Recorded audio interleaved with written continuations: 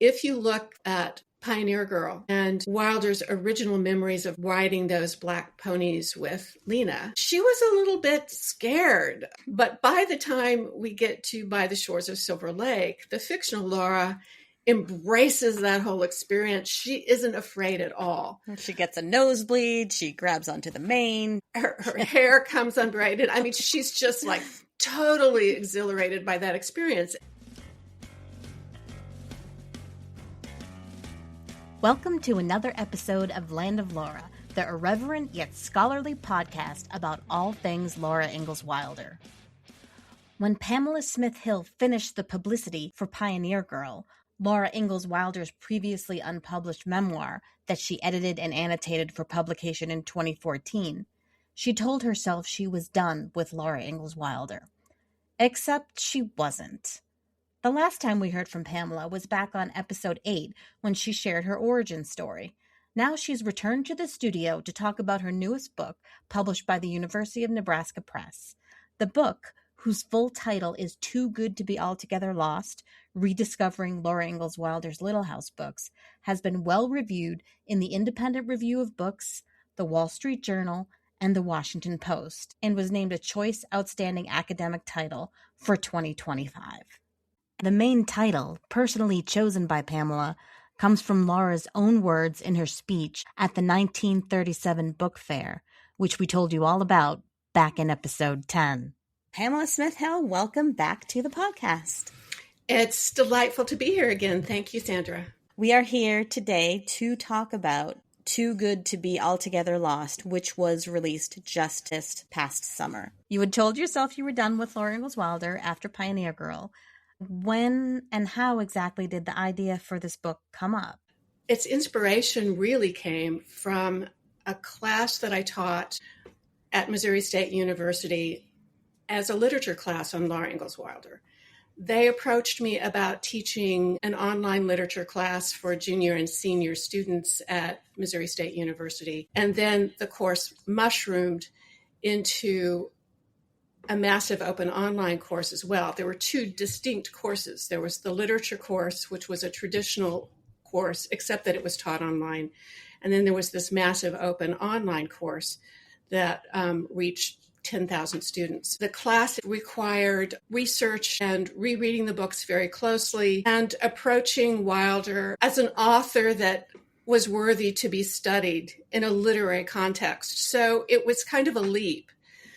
Too Good to Be Altogether Lost came out of that examination of Wilder's work as literature, as American literature, not just children's literature, but American literature itself.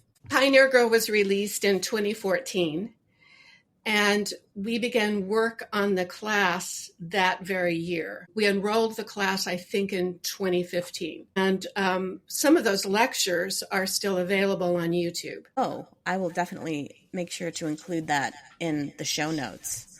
I think a lot of people would really like to revisit that or visit it for the first time.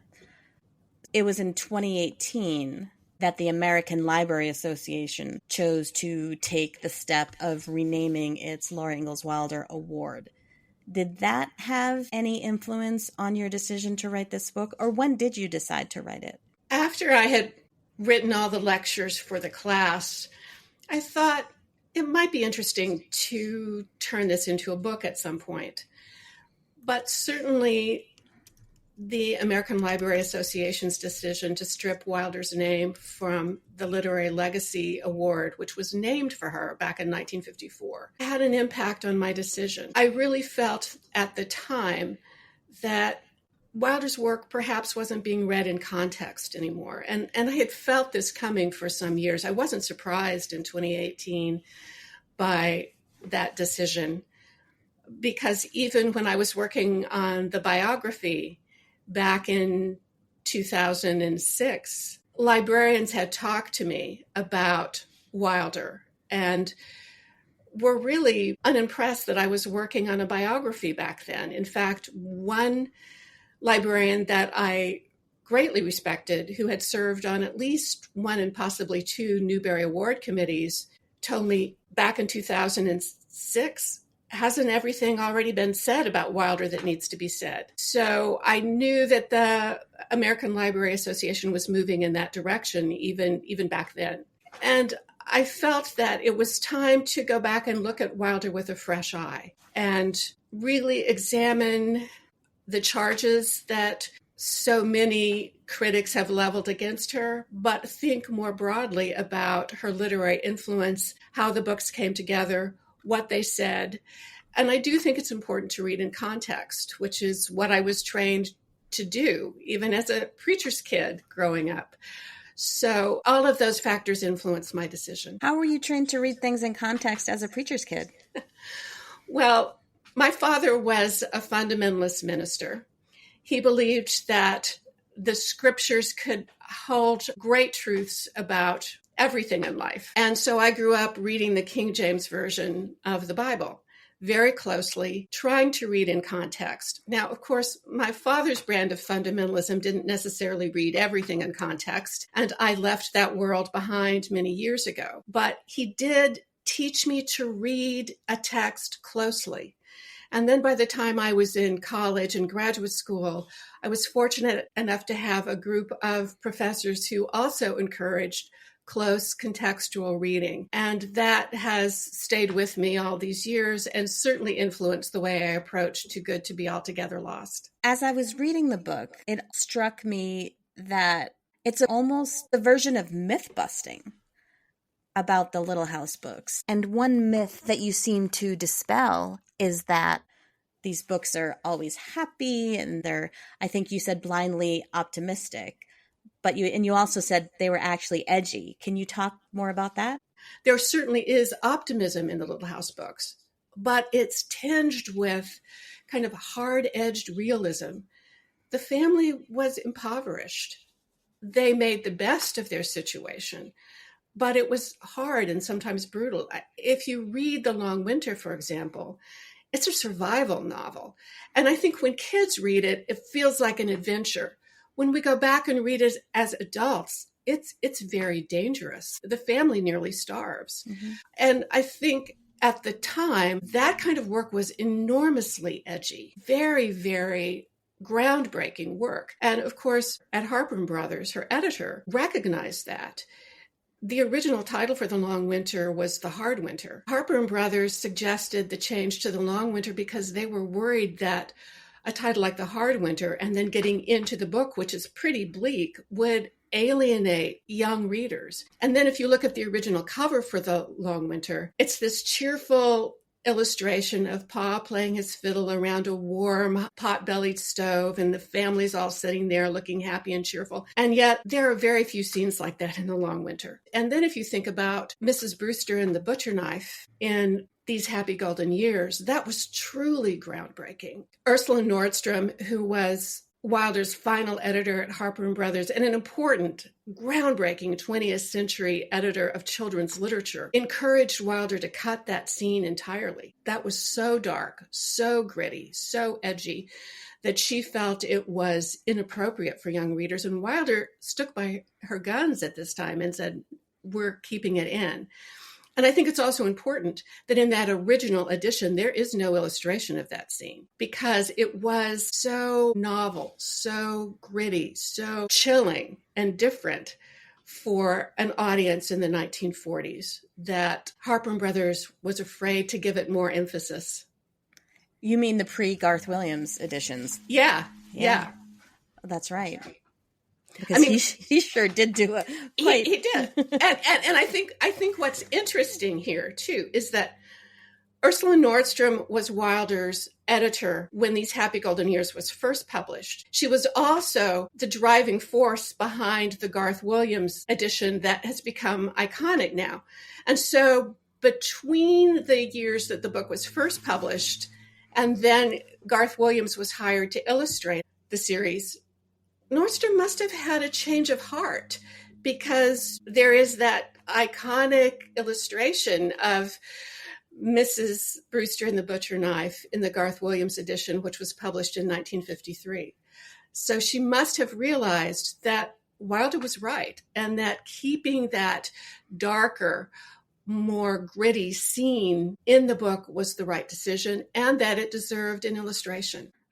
Another issue that you explore in depth in the book is the racism, particularly in Little House on the Prairie. And what I remember and what you point out in the book is that the worst thing that's said about Native Americans, that horrible phrase that the only good Indian is a dead Indian, isn't said by a main character or by anyone in the Ingalls family. That's true. And the family that does utter that despicable line are characters that aren't entirely admirable. They're very ambiguous characters. And Charles Ingalls doesn't agree with them and actually admonishes the characters when they speak that line. But I do think it's important. There is racism in the Little House books, specifically in Little House on the Prairie. Mm-hmm. But that's because racism was part of the world that Wilder remembered. And she presents that racism from the perspective of a little girl who finds the world very confusing. She doesn't understand it. And it's certainly there. What has been forgotten, however, is that for a 19th century character, Charles Ingalls has a remarkably tolerant view of the Osage people that he lives with. These are people who come into their house. These are people that they encounter every day. And for a 19th century character, Charles Ingalls is remarkably modern. But he is a 19th century character, and he still believes in manifest destiny. And that comes through as well. But that is also part of our history. Mm-hmm. And I think those kinds of discussions, it's painful to read. It's painful to read those lines. It's painful to see the kind of racism that Wilder remembered on the frontier, but it was part of her past and it's part of our history. And I think if we try to cover that up, we are doing a huge disservice to young readers who are still encountering racial prejudice in all of its forms today. And it's probably likely that Laura encountered more people who thought the way Mr. Scott did. Yeah. In her actual life. But I do think it's really important too that the Scots have this racial prejudice because of their memories of the Great Sioux War. And Mrs. Scott's family was involved in that conflict. And Wilder includes a little hint about that in the book. And I think that those historic links add credibility to her depiction of the racism that she remembered on the frontier. It's like not only do we have to put the books, specifically The Little House on the Prairie, in context, she almost puts what Mr. Scott says in context herself. Yes, she does. And it's very slight, it's very subtle, but if you read it closely, it's there and it will kind of jump off the page if you're reading closely. I do think the great mystery about Charles Ingalls, the historical character, and even the way he's depicted as a fictional character in Little House on the Prairie, is why he moved the family there in the first place. I think that is a huge mystery because Caroline Ingalls is definitely prejudiced against the Osage. She's afraid of them. It is fear, and it is also fear from her memories of the Great Sioux War that happened not even a decade earlier. The memories are very fresh. Why he would move his family there is a complete mystery to me. It is possible that the Ingalls family was living in Missouri and then moved from Missouri directly into Kansas. That's part of an established historical movement after the American Civil War. But still, why a man who in other respects seems to be such a sensitive and loving father would put his family in that kind of jeopardy remains inexplicable to me. And especially with Caroline being pregnant at the time. Yes, because Carrie, of course, was born on the Osage Diminished Reserve. And for listeners, the Missouri that we're talking about is a place in Chariton County where the Ingalls family seems to have briefly been in 1869 before moving on to Kansas. They did buy property there along with Caroline's brother, Henry Quiner, and Charles's sister, Polly Ingalls, who were married. And we don't know whether the Quiners went there at all, but there's some evidence that Charles and Caroline did. Yes. It does appear that they were in Missouri because there are documents that Caroline Ingalls herself signs that seems to imply that the whole family was there. And I do want listeners to understand that Missouri was a border state during the American Civil War, and that it was also a slave state, which is something many people don't recognize anymore. We don't really think about Missouri as being part of the Confederacy, but it actually had two governments during the American Civil War. And the Civil War itself almost began on the Kansas-Missouri border in the 1850s because Kansas was a free state. Yeah. Missouri was a slave state, and there were raids back and forth in the 1850s between slaveholders and abolitionists. In fact, John Brown got his start there on the Missouri-Kansas border. So I'm saying all this because at the end of the Civil War, the state of Missouri was a mess. That's just an oversimplification, perhaps, but that's really the general state of affairs. There had been raids back and forth that continued throughout the Civil War. There were renegades on both sides, both the Union and the Confederacy, that attacked civilians. The state was devastated after the war. And so there were a lot of citizens in Missouri who looked toward Kansas as being a land of promise and opportunity because so much farmland had been devastated by all of the raids that happened during the Civil War. And so there was this general movement from Missouri into Kansas. And so it's possible that if the Ingalls family was there, as we think they were, they could have been part of that movement. And that, on the surface, could explain why Charles Ingalls took his family across the border and settled into the Osage Diminished Reserve. But it's still emotionally and realistically hard for me to understand, given the fact, as you've mentioned, that Caroline Ingalls was pregnant, that she was afraid of Native Americans. She had a deep prejudice against them, and yet he moved the family there. And with two young children and a third on the way, that seems really irresponsible to me, regardless of the fact that they were, of course, squatting on Osage land. Mm-hmm. So it was very complicated. We tend to think about the Little House books as being a simpler time. There was nothing simple about this. No, there wasn't. This was incredibly complicated and fraught with danger. And we tend to forget that. I do want to say that a close reading of Little House on the Prairie reveals that while Caroline Ingalls, while Ma was afraid of American Indians and she was prejudiced against them, she also had this kind of innate sense of grace to try to mediate that by, for example, when Osage men came into the house, she gave them food. She cooked for them. And in fact, there's a scene in Little House on the Prairie where Pa and an Osage man share a meal together in the little house, and Caroline Ingalls has prepared it. And there's this scene where two Native American men come into the house, and in Little House on the Prairie, they're wearing skunk skins, kind of loincloths. And Laura, being the little girl that she is, talks about how they smell bad. And Ma corrects her and says, it is not the Osage men who smell bad. It is what they're wearing. And she makes that distinction. Now, for some people, that's not going to be an important distinction. But I think it's there. And I think it illustrates that Caroline Ingalls was, in her own way, as a 19th century woman, trying to balance her prejudice with a sense of humanity.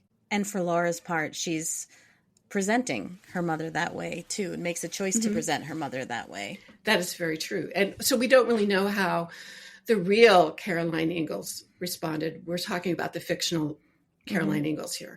So in the book, you talk about the value of historical fiction for young people, along with the concept of presentism. Can you tell us what presentism is and how you think it relates to how people view the Little House series today? Yes, I'd love to. But let me start by reading a passage from Too Good to Be Altogether Lost, which addresses your question, and then we can take it from there. Great. Should historical fiction attempt to present the culture and social conventions of the period it depicts, Or should it instead recreate the past in the image of present-day society and its current social conventions? One of the underlying principles in this debate is the concept of presentism, interpreting and assessing the past through the lens of contemporary values. Since the late 20th century, this concept has evolved in literary circles and gained traction beyond academia, in part supported by the argument that contemporary writers of historical fiction can't authentically recreate an objective portrait of a historical world they haven't directly experienced. Presentism has now become a kind of literary yardstick. Authors of historical fiction are measured and valued by how closely their work conforms to 21st century attitudes. Artistry and context become less important than inclusiveness and responsiveness. The concept of presentism casts a slightly different, more moralistic shadow when applied specifically to fiction directed at young readers, and raises a different set of literary questions. Should historical fiction for young readers teach 21st century moral lessons? If so, should authors spell out the appropriate answers for them? And can young readers be trusted to make their own decisions about uncomfortable, unsettling historical issues? Wilder's Little House books predate the concept of literary presentism as we understand it today, and they defy quick and easy interpretation. So, to get back to what presentism really means, it is interpreting the past through the lens of contemporary values. And let me give you a really quick example of that. In 2024, there was a podcast about Laura Ingalls Wilder, a whole series of podcasts. And in one episode, one of the producers is talking to her elementary school-age son about Little House on the Prairie. And he tells his mother that he felt that Laura Ingalls Wilder was disrespectful to the Osage characters in that book because she called them Indians and not Native Americans. And her mother says, "Oh, that's really perceptive of you." Well, there's a fundamental problem with this because, of course, in the 1870s, when the Ingalls family was living on the Osage Diminished Reserve, the phrase Native Americans was not in use. It wasn't in use in the 1930s and 1940s when Wilder wrote the book. No one called American Indians Native Americans. That phrase didn't come into our vernacular until the 1970s.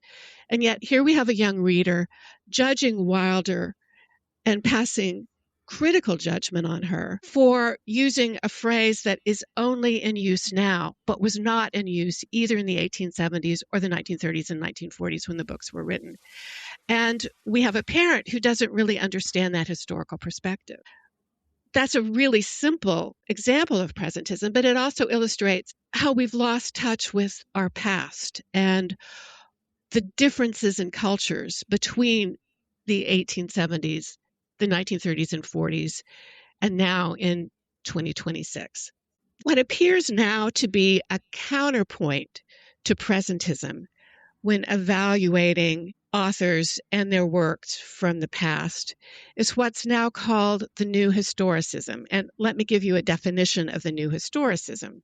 New Historicism is a method of literary analysis that analyzes works of literature within their historical context. So I've seen this concept of the New Historicism becoming more prevalent just over the last couple of years, even since I finished writing the manuscript for Too Good to Be Altogether Lost. So I think it's a counterbalance to presentism, to go back and read works of fiction in context. And I think that would apply to writers like Shakespeare and Austen, Mark Twain, looking at their historical period, not only the historical period from which they were writing, but perhaps the historical period that they were writing about. So I think that is a positive move. Does it apply to historical fiction for children? Perhaps not yet, but I'm seeing it applied to writers for adult readers. So I think perhaps the pendulum might be swinging back to a more balanced view of works of literature that explore the past. I think that's kind of encouraging. Getting back to your question of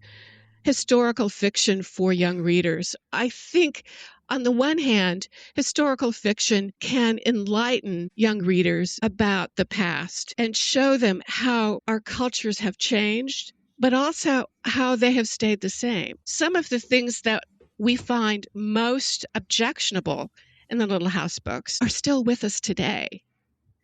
And regardless of whether you decide to call the Osage people Indians or Native Americans, that prejudice is still with us. That racial bias is still with us. It sometimes takes on new forms. Mm-hmm. Sometimes the objects of racial or cultural prejudice switch and change, but it's still with us. And I think that that is one reason why historical fiction for young readers can be so enlightening. It can illuminate the present in unexpected and very dramatic ways. There's this idea that Wilder's books teach moral lessons. And yes, there are lessons to be learned from her books, but she leaves it up to the reader, for the most part, to make a decision about the action that's unfolding in the books. And I think this is a much more masterful approach. I don't know, when I was a kid growing up in Missouri, I was a preacher's kid, as you know, and I listened to sermons all the time. Her books are not sermonettes. They're not. And a lot of the contemporary fiction and even the historical fiction now being written for young readers has that kind of sermon feeling about it, telling readers how to think about what the characters say and do and feel. And Wilder has more of a distance, and I think a more respectful view of her young readers, trusting them to make the right decisions, trusting them to think about what's happening in the books, really making her readers think about the action that unfolds within the pages of the Little House books. And I think that is personally a much more masterful approach to children's literature. As opposed to telling them what to think or how to act. Mm-hmm. Right. Because I don't know, especially young adults, if you start telling them what to do and think, they're going to walk away immediately. And I think that will not be a book they finish. That's not a book they finish. I think that kind of approach discourages readership, and it discourages kind of that deep thinking that is so productive in young readers, and why books for young readers tend to stay with us, because when we're reading those books as children and young adults, we're still open to the world. We're still trying to figure out who we are and how we think and how we feel. And reading books that make us think help us grow and mature into, I think, more responsible and more discerning adults. You also talk about the emotional depth that she introduces into the books, which, as I understand it, hadn't really been seen in children's literature until now. If you look at the books that were published for children in the 1920s and 1930s and well into the 1940s, they don't have the emotional depth that we now associate with middle grade and young adult fiction. There were a few exceptions. Little Women, for example, has that emotional depth. And in fact, Little Women was the first young adult American novel. Very revolutionary. But it kind of stood alone for decades. In fact, the young adult category wasn't formally recognized until the 1950s, just a few years after Laura Ingalls Wilder herself had died. There is the Anne of Green Gables series by Canadian author Lucy Maud Montgomery. But those books, while they're now perceived as young adult books, she wrote those for adults. So if you look at what was published at the time Wilder was beginning to write, you won't find that emotional depth. Even in some of my favorite books, Hattie Woodlawn by Carol Ryrie Brink was published in 1935, the same year as Little House on the Prairie. And yet Wilder gives her preschooler character, Laura, much more emotional depth than Brink gave Caddy, who is 11 or 12 years old in Hattie Woodlawn. And if you read the books side by side, although they have many themes and ideas and even episodes in common, the emotional depth in Wilder's book is just striking. It was unlike anything that had been published before. And I think that's one reason why the books endured and why they transformed American children's literature as they did. Something specific that comes to mind that you mention in the book when you talk about how young she was that scene in Little House on the Prairie where they almost drown in the river. And she's, at least in the book, she's 5, maybe? Right. Right. And it's right in I think it's in the second chapter, if I remember correctly. And the family is crossing what Pa thinks is a calm creek, and they are actually caught in a flash flood. While they make it safely to the other side, Laura, this little preschooler, realizes that they could have been swept away and no one would have ever known what had happened to them. They would have been gone, erased, completely obliterated. And I think, what a dark existential thought for a young character in a children's book in 1935. There's a scene in Caddy Woodlawn where Caddy and her siblings are almost struck by lightning. So it's a brush with death. And Breen handles it very differently. The children just run home and tell Mom, look what happened to us. Can you imagine? We were scared. And that's it. And I hadn't thought of that scene because I read Caddy Woodlawn too. I hadn't thought of that scene until you brought it up, which probably speaks to exactly what you're saying. Right. It's just like a night and day comparison. This dark existential thought in one book about facing a brush with death from a 5-year-old, and then an existential brush with death from an 11-year-old. And there's really absolutely no internalization on the part of Caddy of what that could have meant. She just moves, the chapter ends and we're off to the next adventure. We talked the last time you were on the podcast about the fictional Laura Ingalls and how subversive she was as a character. You also talk in the book about that, how the subversiveness really strengthens Wilder's writing. For those who maybe missed the last podcast, can you say more about that? The best children's books and the characters we love the most always have a subversive quality to them. Think about Jo March in Little Women. She doesn't fit the normal mold.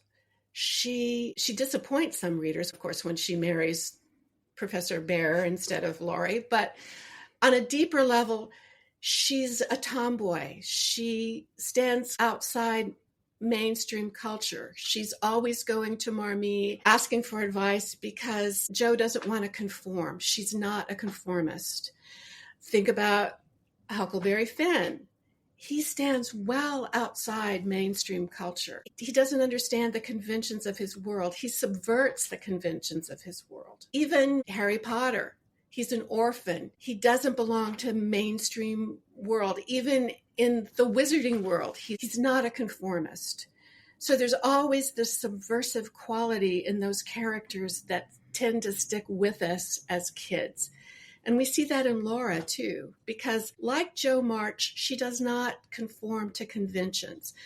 And even when she becomes a young woman, a young lady, and she's being courted by Almanzo Wilder, she may wear hoop skirts and she may love her cream-colored hat and her brown poplin dress, but she is death-defying in the way she leaps into the buggy with her hoop skirts on. And of course, she doesn't want to promise to obey Almanzo during the marriage ceremony, and she won't take that vow. She says, I can't promise to obey you. So there's always this subversive quality in her. And I think, too, about in On the Banks of Plum Creek, when Laura and Mary are talking about Nellie Olson. And I'm paraphrasing here, but Mary is talking about how good she can be, and she would never be as naughty as Nellie.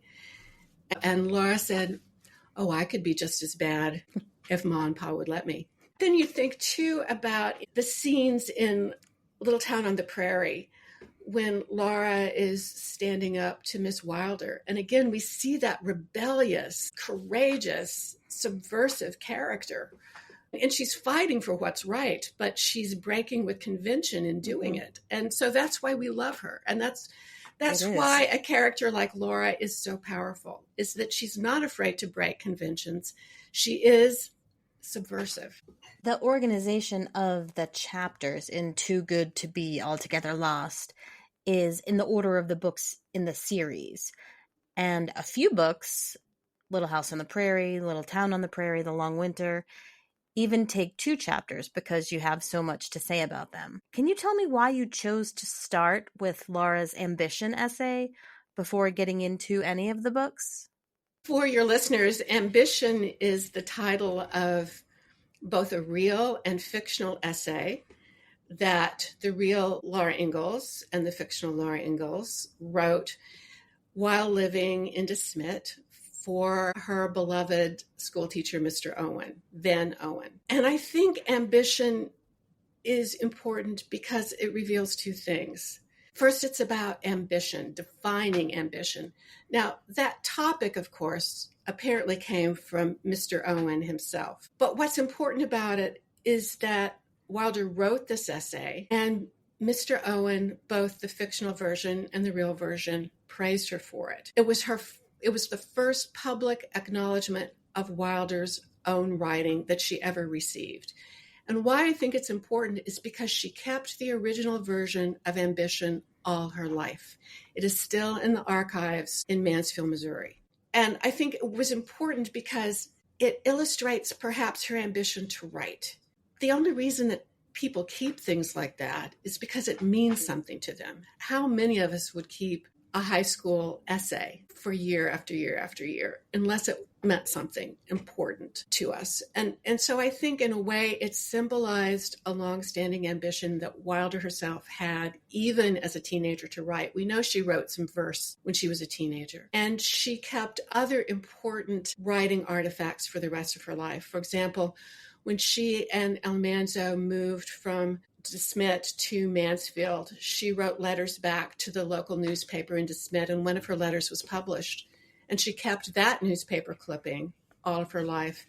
And she wrote, I'm paraphrasing here, she wrote a little note on it in her handwriting, the first thing I ever published. So I think she had a long-standing ambition to write, but was often thwarted by her responsibilities as a young wife and mother, and by the hardships that she and Almanzo faced during the first few years of their marriage.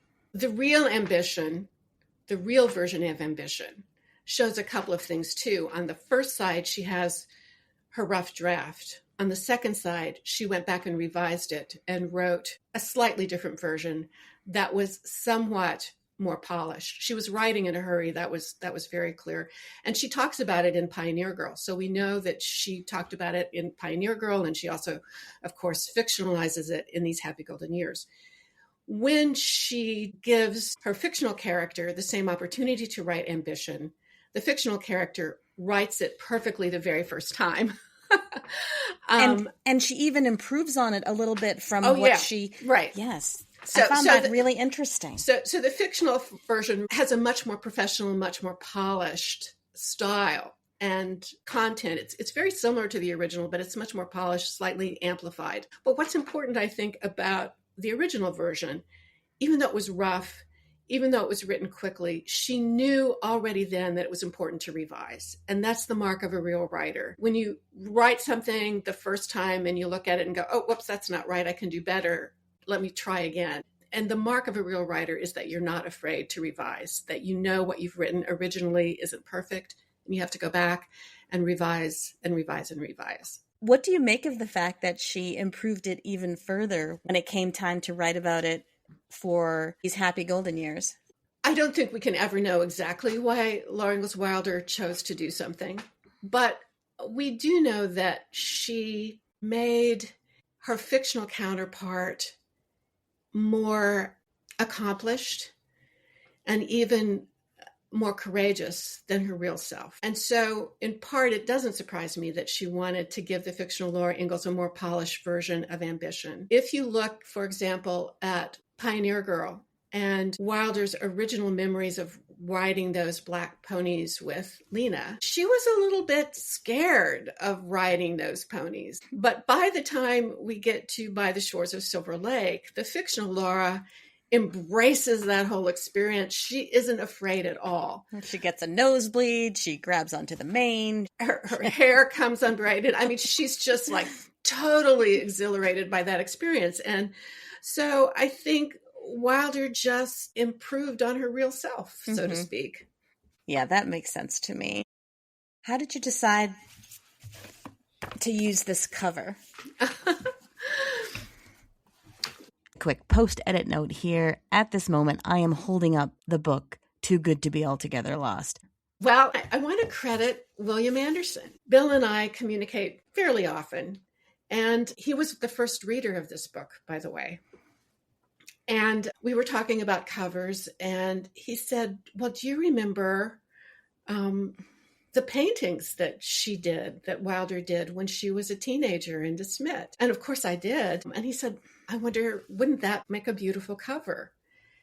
And I thought, wow, because it kind of goes with the title, Too Good to Be Altogether Lost, that Wilder had a creative spirit from early on and that it carried through to the rest of her life.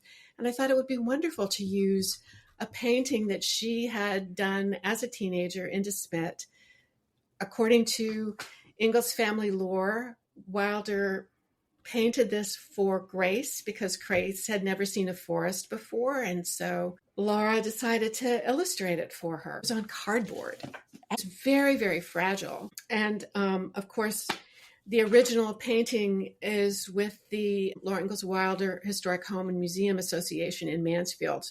So I got in touch with them, and they liked the idea very much. But then there was the challenge of how to photograph this very fragile, very old painting. And I have to say, the staff at Rocky Ridge Farm went to great lengths. They hired a photographer who had a special setup in his studio, and we got a cover. But it took a community to get the cover together for this book. And I'm really grateful to the staff in Mansfield, Missouri for letting us use this image and for getting an image that we could reproduce. So here are just some rapid fire questions. If someone comes to you, they've never read the Little House books before, but you want to give them one to read, which one do you give them? The Long Winter. Is there a Little House phrase that you find yourself saying in everyday life, either to yourself or out loud? All's well that ends well. Is that to yourself or out loud? To myself. What is your favorite Garth Williams illustration? I love his first illustration of Laura in Little House in the Big Woods. And she's a little girl, and she's skipping, and she's holding and twirling a hat. Not a sunbonnet, but a hat. Not a sunbonnet, but a hat. Okay. Where do you see the scholarship of Wilder studies going next?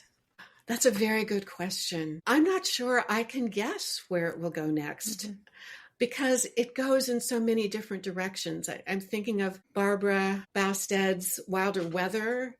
There's the science of the books. There's always more literary discussions to have. There are so many creative people out there working on Wilder right now that I'm looking forward to seeing where it goes next.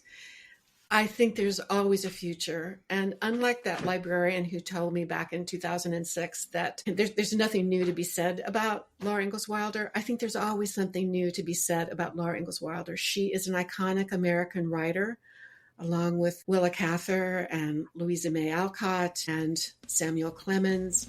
So there's always something new to be said about her. That's all for today's episode, but that's not all we have from Pamela Smith Hill. Tune in for part 2, when we talk about what is, to me, one of the most exciting parts about Too Good to Be Altogether Lost. A new theory about exactly when Laura might have written the first 4 years. You will not want to miss that.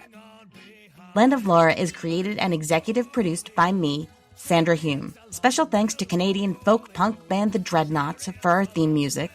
And thanks to all the guests, like Pamela, who give so generously of their time and knowledge.